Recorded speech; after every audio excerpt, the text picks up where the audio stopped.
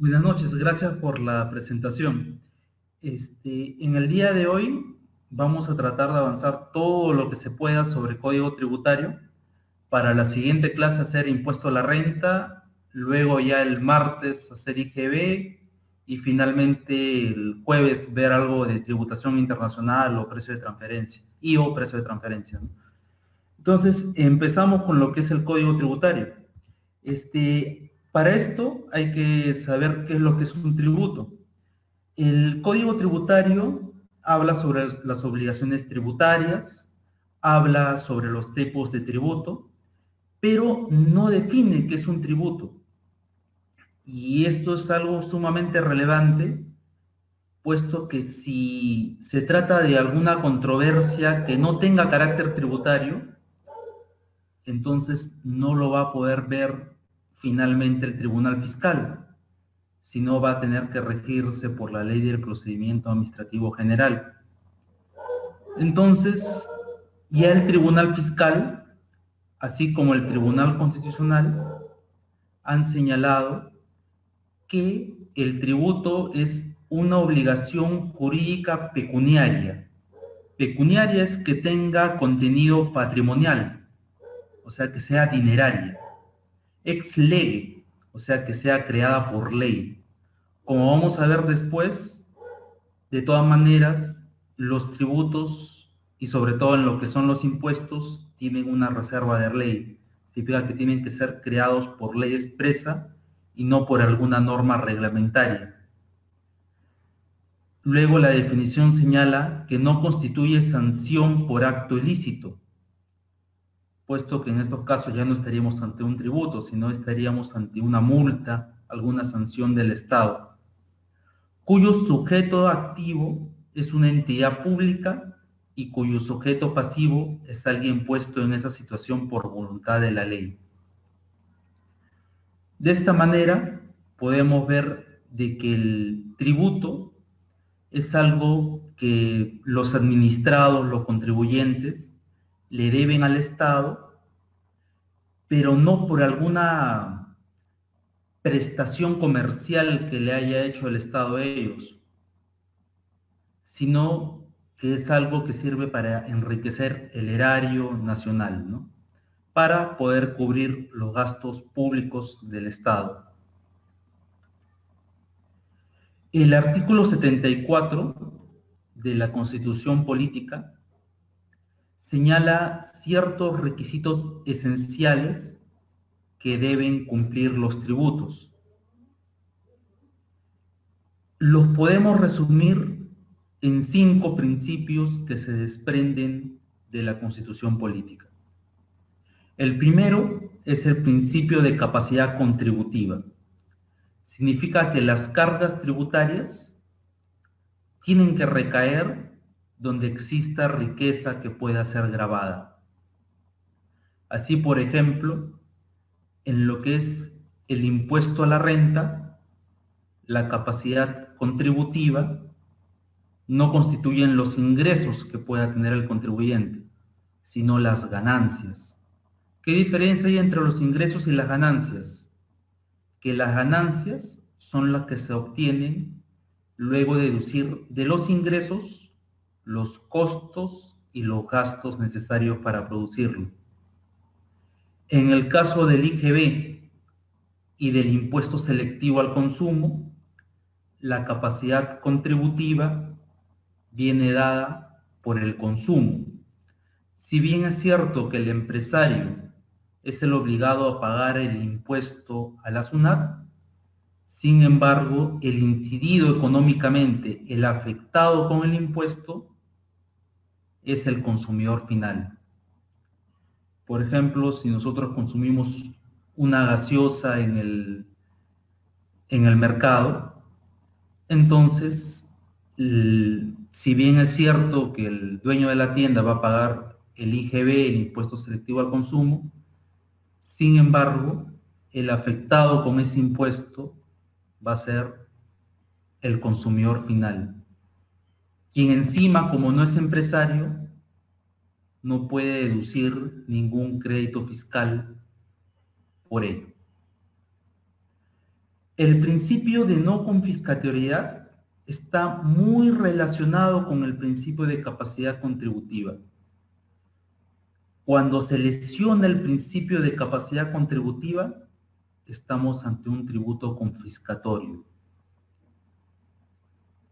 Así, por ejemplo, en el caso de la sentencia del Tribunal Constitucional, la 033-2004, recaído en una acción de amparo, señaló que el anticipo adicional del impuesto a la renta, que era, ya se derogó producto de la sentencia del Tribunal Constitucional, ¿no? Pero señalaba esta sentencia de que este anticipo en realidad no tenía como base imponible, como hipótesis sobre el cual debía recaer las ganancias, ya sean mensuales de la empresa, sino que gravaba los activos con los cuales se producía esa renta. Entonces no guardaba relación con el principio de capacidad contributiva y por ende es confiscatorio. También es confiscatorio cuando el quantum, cuando la cuantía de un determinado impuesto es sumamente elevada, de tal forma que se considere que se está afectando en realidad la propiedad de los contribuyentes. Así, por ejemplo, si por una determinada operación la suma del IGB y del impuesto selectivo al consumo es demasiado elevada, pudiera alegarse ante las instancias pertinentes que ello vulnera el principio de no confiscatoriedad. Luego tenemos el principio de reserva de ley. Este principio dicta que los tributos se crean, modifican o derogan e incluso se establece alguna exoneración exclusivamente por ley dictada por el Congreso o decreto legislativo. El decreto legislativo es dictado por el Poder Ejecutivo, pero el decreto legislativo está permitido de entrar solamente en caso haya una delegación de facultades expresa por parte del Congreso. Luego, este artículo 74 de la Constitución señala que salvo los aranceles o tasas, los cuales se regulan mediante decreto supremo.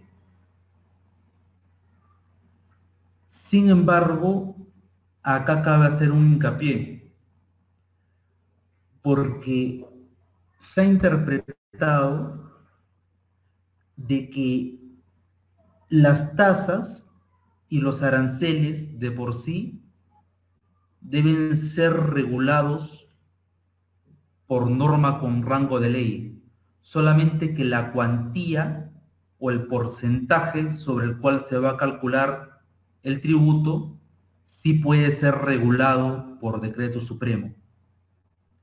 Por eso es que todo lo relacionado a los derechos arancelarios, a lo que uno paga en aduanas por las importaciones, está regulado en una ley, que es la Ley General de Aduanas. Y lo único que se mueve, lo único que varía mediante decreto supremo, son los porcentajes sobre los cuales se calculan estos aranceles. En cuanto al principio de reserva de ley, han habido diversas sentencias del Tribunal Constitucional que han establecido los parámetros sobre los cuales debe interpretarse este principio de reserva de ley.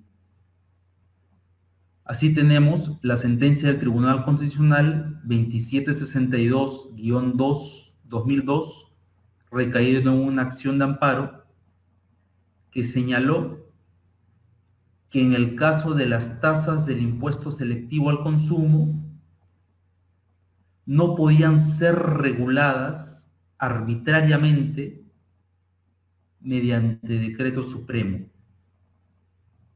sino que los parámetros en función a los cuales sean regulados debían estar necesariamente en una norma con rango de ley, que es la ley del IGB y impuesto selectivo al consumo. En función a ello, es que se modificó la ley del IGB y ahora establece algunos parámetros. Por ejemplo, dice, por determinado bien, la tasa del impuesto selectivo al consumo puede oscilar entre el 20 y el 40, por ejemplo. Ya no el Poder Ejecutivo mediante decreto supremo tiene la libertad para mover libremente las tasas del impuesto selectivo al consumo. Luego, también tenemos otro caso, que se trata de las tarifas de agua subterránea. En el caso de las tarifas de agua subterránea, sucedía de que mediante el decreto legislativo 148 se creó el tributo, pero los sujetos obligados, la base de cálculo y la misma tasa fue regulada mediante una norma reglamentaria, que era el Decreto Supremo 008-82-6. Entonces, las sentencias del Tribunal Constitucional que ven en pantalla se encargaron de decir de que estas tarifas de agua subterránea eran inconstitucionales por vulnerar el principio de reserva de ley. Ahora, en el 2015, se ha modificado, bueno, ya no existe la tarifa de agua subterránea, se ha creado un nuevo concepto a través del decreto legislativo 1085, que es la tarifa de monitoreo y gestión de uso de aguas subterráneas, que también tiene el mismo defecto, puesto que mediante una resolución de SUNAS recién se ha dado los parámetros para determinar cuánto es lo que cada contribuyente debe como tarifa de agua subterránea, en función al uso que tenga sobre el agua, si es categoría social, industrial, recreativa, pero ninguno de esos parámetros está en el decreto legislativo 1085, por lo que consideramos que también esta nueva tarifa de monitoreo y gestión de uso de aguas subterráneas vulnera el principio de reserva de ley. En este caso, el SEDAPAL viene insistiendo de que esta tarifa de monitoreo y gestión de uso de aguas subterráneas es un precio público, por lo cual no necesita cumplir los parámetros del artículo 74 de la Constitución Política. Sin embargo, no vemos de que haya algún servicio de carácter comercial que sea brindado por SEDAPAL para considerar que estamos ante un precio público, sino que tiene un fin social, esta tarifa de monitoreo y gestión de uso de agua subterránea. Tratar de que se consuma menor cantidad de agua subterránea para poder abastecer de agua a la mayor cantidad de población. Entonces, en función de ello, consideramos de que reviste naturaleza tributaria esta tarifa de monitoreo de agua y gestión de uso de aguas subterráneas, por lo que debió respetarse los lineamientos del artículo 74 de la Constitución. Luego tenemos también una sentencia del Tribunal Constitucional, la 6089-2006, recaído en una acción de amparo, que señaló que es inconstitucional que se designen agentes de percepción del IGB mediante una resolución de superintendencia, de SUNAT, puesto que la designación de un agente de percepción significa la designación del sujeto deudor del tributo o de la obligación tributaria en este caso. Entonces, ello puede ser derivado, ¿no?, como máximo a una norma reglamentaria, pero a lo mucho que esta norma reglamentaria tenga un carácter de decreto supremo y no una norma de inferior rango, que es una resolución de superintendencia de SUNAT. Me explico. El decreto supremo necesita la aprobación de todas maneras del presidente de la República. Por eso, de refrendo del presidente de la República. Por eso es que tiene un carácter superior, un carácter jerárquico más alto que una resolución de superintendencia de SUNAT, que no tiene que estar refrendada por el presidente de la República, sino por el intendente de la Superintendencia Nacional de Administración Tributaria, por lo que esta última norma tiene una menor jerarquía. También existe el principio de legalidad. El principio de legalidad consiste en que toda administración pública, incluyendo la administración tributaria, debe hacer estrictamente lo que le está facultado mediante una norma legal o ya sea reglamentaria. No, a diferencia de los sujetos privados que pueden hacer todo lo que quieran a excepción de lo que esté expresamente prohibido, en el caso de la administración pública solamente puede hacer aquello que le está expresamente permitido. No tiene mucha carga, mucha potestad de discrecionalidad, puesto que caería la entidad pública en la arbitrariedad. Este principio de legalidad lo podemos ver respaldado en el artículo 4, inciso 1.1 del título preliminar de la Ley del Procedimiento Administrativo General. Principio de respeto a derechos fundamentales. No solamente el principio de igualdad, el principio de capacidad contributiva o el principio de reserva de ley pueden ser vulnerados por los tributos, sino otros derechos fundamentales, dejándose carta abierta a cuál derecho fundamental podría lesionarse.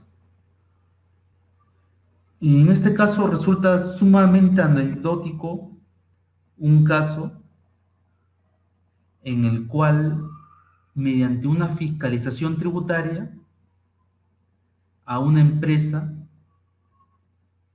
se le solicitó los datos de identificación del acompañante en un pasaje aéreo que fue asumido por la empresa, ¿no? Que iba yendo el gerente y fue asumido por la empresa. Se interpuso una acción de amparo alegando vulneración del derecho a la intimidad y fue declarada fundada, puesto que la identificación del acompañante del gerente general es irrelevante a efectos de determinar si un gasto es o no deducible a efectos de determinar el impuesto a la renta.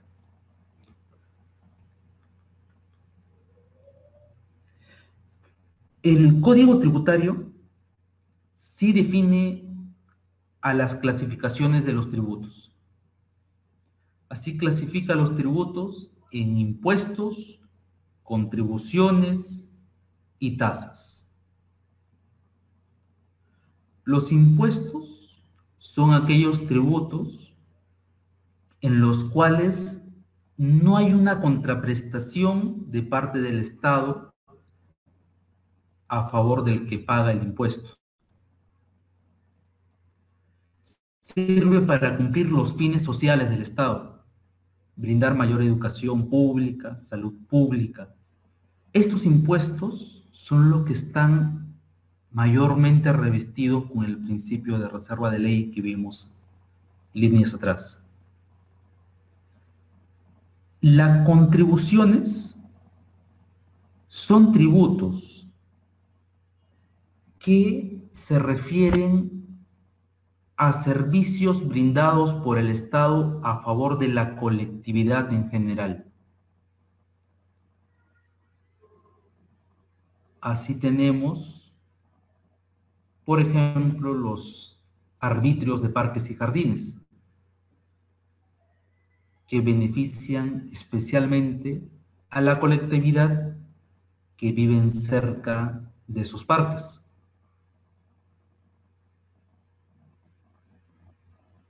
Y cabe hacer hincapié, abajo he mencionado algunas sentencias del Tribunal Constitucional que han señalado que los aportes por regulación a OCINER de las empresas eléctricas son contribuciones,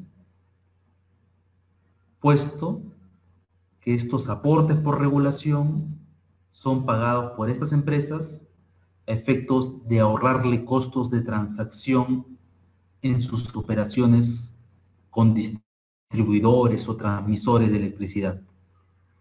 Entonces, nos encontramos ante un tributo de la especie contribución, por lo cual debía revestir el principio de reserva de ley.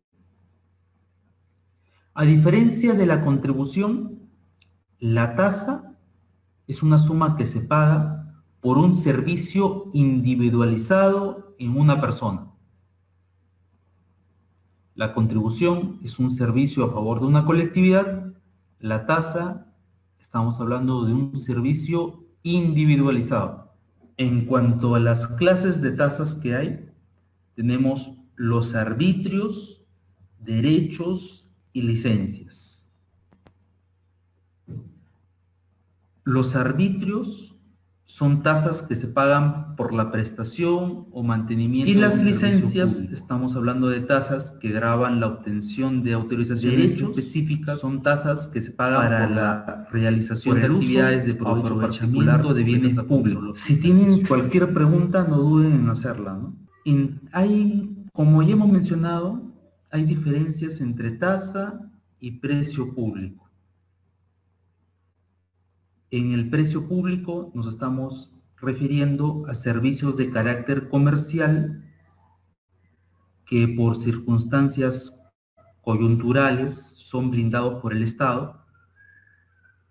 En cambio, los tributos, no hay ese servicio de carácter comercial por parte del Estado, sino que se caracteriza más por ser una imposición en contra del contribuyente, a fines de engrosar el erario público. Las fuentes del derecho tributario son la Constitución política, los tratados internacionales. En los tratados internacionales tenemos los convenios para evitar la doble imposición. Está, por ejemplo, la decisión 578 con la Comunidad Andina. La Comunidad Andina actualmente la integran Perú, Colombia, Bolivia y Ecuador. También tenemos el convenio para evitar la doble imposición con Chile, con Canadá, con México, con Portugal, con Brasil también. También tenemos como fuente del derecho tributario las leyes y normas de rango equivalente. Las leyes orgánicas o especiales que norman la creación de tributos regionales o municipales. Los decretos supremos y normas reglamentarias. La jurisprudencia. La jurisprudencia acá se refiere a las resoluciones que emite el Tribunal Fiscal, ¿no?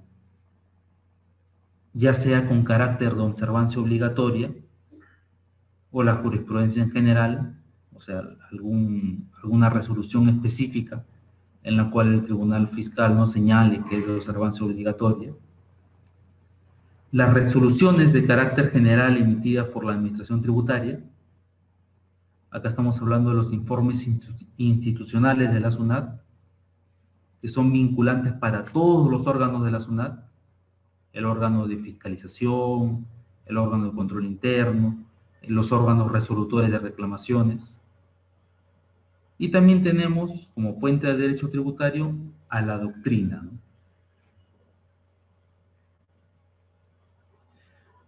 Otro punto importante a tratar en cuanto a las obligaciones tributarias está dado por los plazos de prescripción.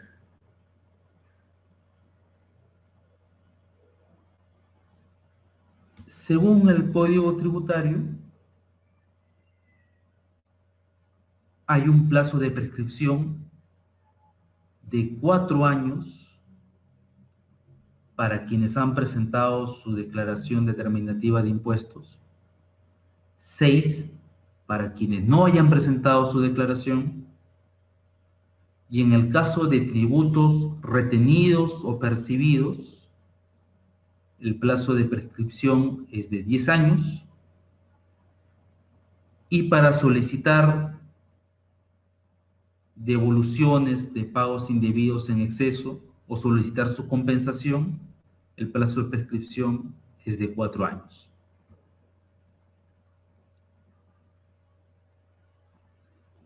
Aquí cabe hacer algunas salvedades. Por ejemplo, en el caso del impuesto a la renta anual. Pongamos, por ejemplo, el caso del impuesto a la renta anual del 2013. El impuesto a la renta anual del 2013 no se declara el mismo año 2013, se declara entre marzo y abril del año 2014. Entonces, el artículo 44, el artículo siguiente del Código Tributario, señala que el plazo de prescripción de 4 años comienza a regir a partir del 1 de enero del año siguiente en que se presentó la declaración. Entonces, si una empresa presentó su DJ anual del impuesto a la renta del 2013, el año 2014, el plazo de prescripción empieza a correr a partir del 1 de enero de 2015. Entonces tenemos todo el año 2015, todo el año 2016, todo el año 2017, todo el año 2018. Y la facultad de SUNAT para poder fiscalizar el impuesto a la renta del 2013 ya vencido el 2 de enero del 2019. Por lo cual ahorita ya no podría fiscalizarla la empresa ese periodo. Siempre que no nos encontremos en algún plazo, en algún supuesto de interrupción de la prescripción, ¿no? En cambio, pongamos de que ese mismo contribuyente no haya declarado su impuesto a la renta anual del 2013. Correspondía declararlo el 2014, entre marzo y abril. Empieza el plazo de prescripción a partir del 1 de enero del 2015, pero ya no son 4 años el plazo de prescripción, sino que son 6. Entonces tendríamos todo el 2015, 16, 17, 18, 19, 20. El 2 de enero del 2021 recién prescribiría. Entonces ahorita la SUNAT sí podría fiscalizarlo a ese contribuyente. En el caso del IGB es diferente. El IGB se declara mensualmente, no se declara anualmente. Entonces pongamos, por ejemplo, de que la SUNAT revise el IGB ahora de una empresa de enero a diciembre del 2014. Como se declara mensualmente el IGB, entonces el IGB de enero del 2014 se declara en febrero del 2014, el de febrero en marzo, el de noviembre en diciembre del 2014 y el de diciembre del 2014 en enero del 2015. Entonces, por los IGBs de enero a noviembre del 2014, como su declaración también fue el mismo año 2014, su plazo de prescripción empieza a correr a partir del 1 de enero del año 2015, que es el año siguiente. Y tendríamos el mismo resultado que el 2 de enero del 2019 ha prescrito y ahorita la SUNAT no podría fiscalizar ese IGB de enero a noviembre del 2014. Pero por el periodo diciembre 2014, como se ha declarado en enero del 2015, su plazo de prescripción es a partir del 1 de enero del año siguiente, que es el 2016. Entonces, tenemos todo 2016, 17, 18, 19, recién prescribiría el 2 de enero del 2020. Entonces, el IGB de diciembre del año 2014 todavía no ha prescrito. En el caso de pagos indebidos o en exceso hechos por el contribuyente,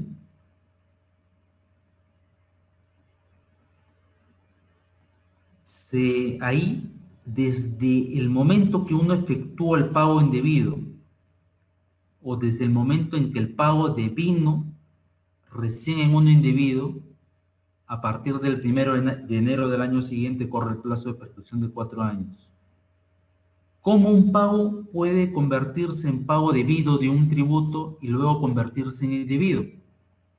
Por ejemplo, la SUNAT fiscaliza a un contribuyente. Lo fiscaliza y emite resoluciones de determinación y de multa. El contribuyente reclama y a la vez, para cortar los intereses moratorios, paga. Declaran infundada la reclamación en SUNAT, va al Tribunal Fiscal y luego de 3-4 años declaran fundada su apelación. Entonces, no podría decirse de que el pago era indebido desde que lo hizo, sino el pago recién devino en indebido, por lo que recién correría el plazo de prescripción para solicitar su devolución desde que el Tribunal Fiscal emitió su resolución en la cual declaró fundada la apelación del contribuyente. Ahí recién devino en indebido ese pago.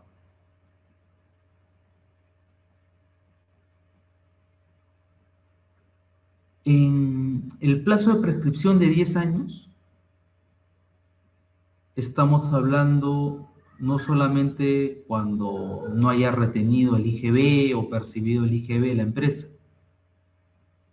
también estamos hablando cuando no se haya retenido el impuesto a la renta de quinta categoría al trabajador, el impuesto a la renta de cuarta categoría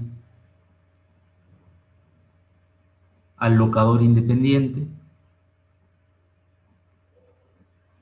y también se está refiriendo a las sanciones vinculadas por no retener y no percibir estos impuestos.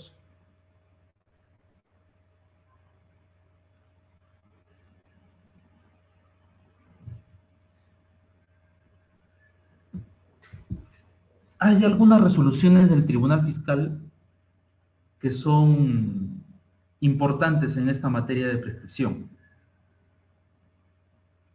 Por ejemplo, tenemos la RTF 392-3 del 2011, que habla de la prescripción de los pagos a cuenta del impuesto a la renta. Primero cabe hablar sobre la SUNAT. La SUNAT emitió un informe en el cual señalaba que los pagos a cuenta del impuesto a la renta, su plazo de prescripción recién era a partir del 1 de enero del año siguiente al vencimiento de la DJ anual del impuesto a la renta. Por ejemplo, en el caso de pagos a cuenta de enero a noviembre del 2014, de enero a diciembre del 2014. Lo que argumenta SUNAT en un informe institucional es que como esto se ha declarado, la DJ anual del 2014 se ha declarado en el 2015, entonces recién el plazo de prescripción empezaría a correr a partir del 1 de enero del año 2016. Pero este informe institucional no tomaba en cuenta que la SUNAT puede exigir coactivamente incluso los pagos a cuenta del 2014 cuando no hayan sido pagados mensualmente, sin que tenga mucha relevancia que aún no se haya declarado el impuesto a la renta anual.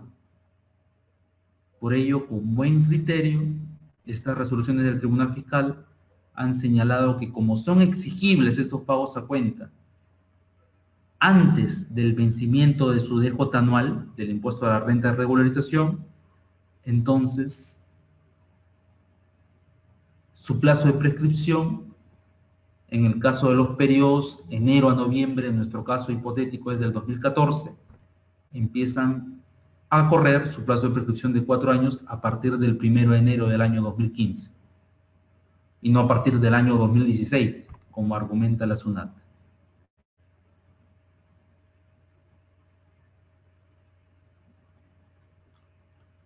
Luego, también regresando a este punto, hay también una jurisprudencia del Tribunal Fiscal que dice que en el caso de la multa por no presentar la declaración jurada de impuestos,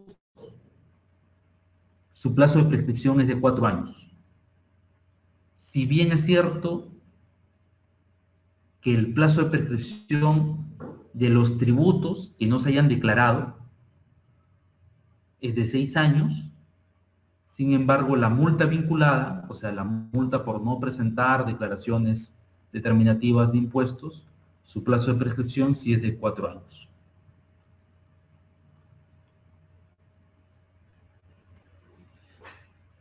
Luego, también en esta materia de prescripción hay un criterio importante. Este criterio importante es en los casos en que ya sea la SUNAT o el Tribunal Fiscal declaren nulos las resoluciones de determinación y de multa que fueron emitidas. La nulidad significa de que se incumplió con un requisito fundamental, o sea, tiene un vicio, que las resoluciones de determinación y de multa tienen un vicio que no puede ser subsanado. Entonces no pueden tener efecto jurídico alguno. Entonces, esta resolución del Tribunal Fiscal ha señalado que las resoluciones de determinación y de multa que son declaradas nulas no pueden interrumpir el plazo de prescripción para determinar tributos por la SUNAT. Pero sin embargo, los procedimientos de reclamación y tal vez también de apelación de estas resoluciones de determinación y de multa que luego son declaradas nulas, esos procedimientos de reclamación y de apelación sí han tenido efectos jurídicos. Entonces, esos procedimientos de reclamación y de apelación sí suspenden el plazo de prescripción, por más que el resultado de esos procedimientos haya sido de que las resoluciones de determinación y de multa sean declaradas nulas por la SUNAT. Esto es muy importante, puesto que hay varios casos en que SUNAT emite resoluciones de determinación, pongámonos que en reclamo sea declaradas nulas las resoluciones de determinación y de multa, la SUNAT se demora en regresar a fiscalizar al contribuyente el mismo tributo, puesto que al ser declarada nula, el mandato de SUNAT o el Tribunal Fiscal es que se vuelva a fiscalizar en el extremo que incurrió el vicio de nulidad. Pero lo importante de esto es que como esas resoluciones de determinación y de multa no han tenido que tener efectos jurídicos, y no interrumpen el plazo de prescripción, entonces cuando venga la SUNAT de nuevo con otro auditor a revisar el mismo periodo de tributo, puede ser de que haya vencido el plazo de prescripción para que le fiscalice a la empresa o al contribuyente, ¿no?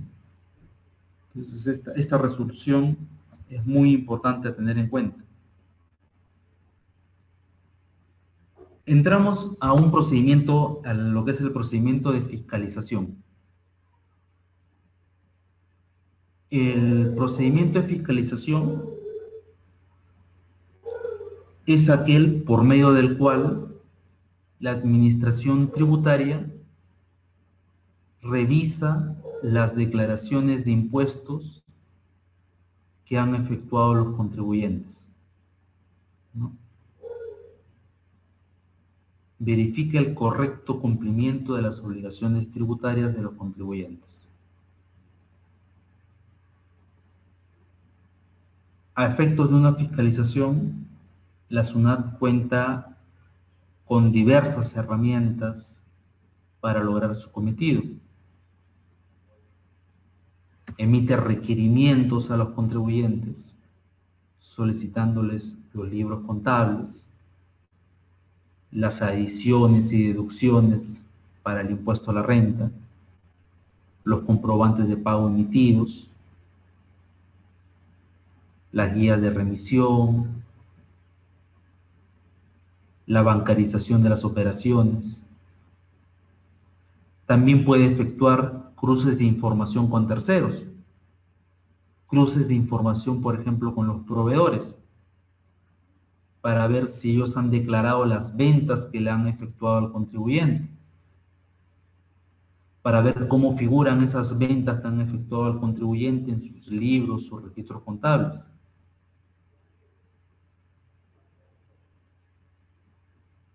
Para ver si tienen sustentadas sus compras o sus producciones que derivaron en ventas al contribuyente. Si tienen establecimientos adecuados para realizar la producción o el almacenamiento de mercancías. El plazo de fiscalización, en general, de la administración tributaria es de 1 año. Esa es la fiscalización definitiva. Pero ese plazo de fiscalización de 1 año podría ser ampliado a otro año adicional si es que las circunstancias lo ameritan.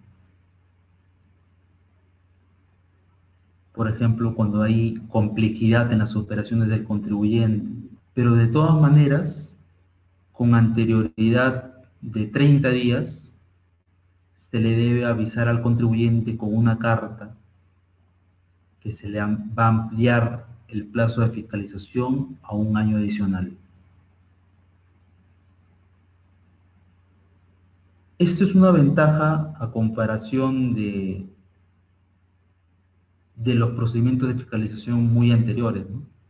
En los cuales los auditores se quedaban indefinidamente en la empresa revisando documentos. El plazo de fiscalización, el normal, el general en las fiscalizaciones definitivas de 1 año, ese plazo es para requerir información al sujeto fiscalizado. No es un plazo para que emita las resoluciones de determinación y de multa. Así, por ejemplo, puede darse el caso de una fiscalización